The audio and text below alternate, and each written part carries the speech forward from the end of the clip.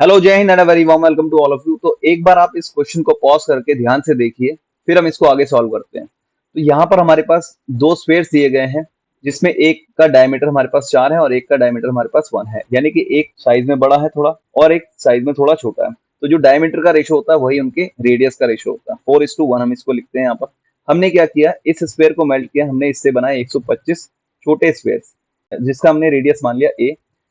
और हमने जो ये छोटा स्फीयर है इसको मेल्ट किया, हमने हमने बनाया इससे 27 स्फीयर, जिसका हमने रेडियस मान लिया b। अब हमने क्या करना है कि इन दोनों स्फीयर्स का वॉल्यूम का रेशो 1:m के बराबर रख के m की वैल्यू फाइंड आउट करनी है। तो इस तरह के क्वेश्चन में हमने ये देखना है कि जब हम स्फीयर को मेल्ट करके स्फीयर बनाते हैं, तो जो फॉर्मूला का, जैसे हमारे पास फॉर्मूला यहाँ पर है 4/3 पाई आर क्यूब, तो फॉर्मूला का जो कांस्टेंट पार्ट है इसको हम कैलकुलेशन में रखेंगे नहीं, यानी कि जो वेरी कर रहा है सिर्फ हम उतने पार्ट को ही कैलकुलेट करेंगे और उससे हमारा आंसर आ जाएगा।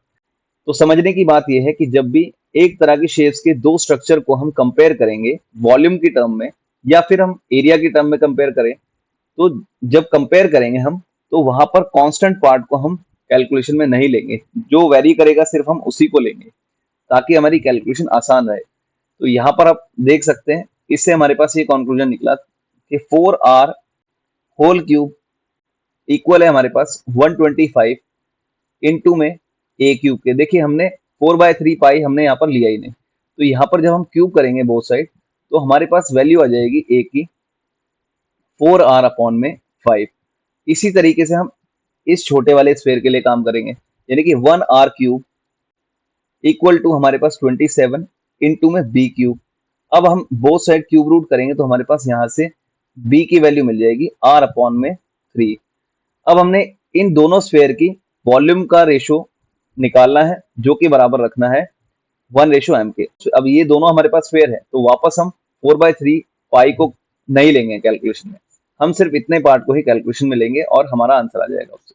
तो आप देख सकते हैं a का क्यूब रेशो b का क्यूब हमने लिया, किसके बराबर हम लिखेंगे इसको 1:m के। ठीक है, a क्यूब हमारे पास क्या है 4r अपॉन में 5, यानी कि 4r अपॉन में 5 जब हम करेंगे,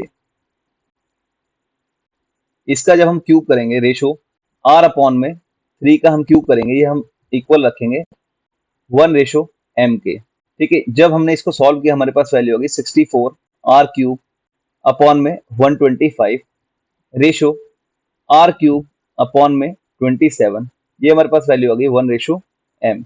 तो यहाँ से जब हमने इसको सॉल्व किया, r क्यूब से r क्यूब ने कैंसिल आउट कर दिया, तो जब ये 27 इधर जाएगा मल्टीप्लाई होने और ये 125 इधर जाएगा मल्टीप्लाई होने, तो हमारे पास ये वैल्यू आती है 1728 रेशो 125।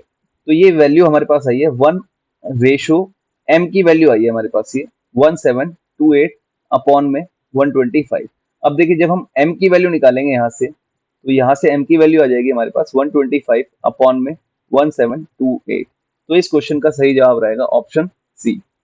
अगर आपको इस क्वेश्चन का सॉल्यूशन समझ आया तो वीडियो को जरूर लाइक करें एंड सब्सक्राइब करें। Thank you so much.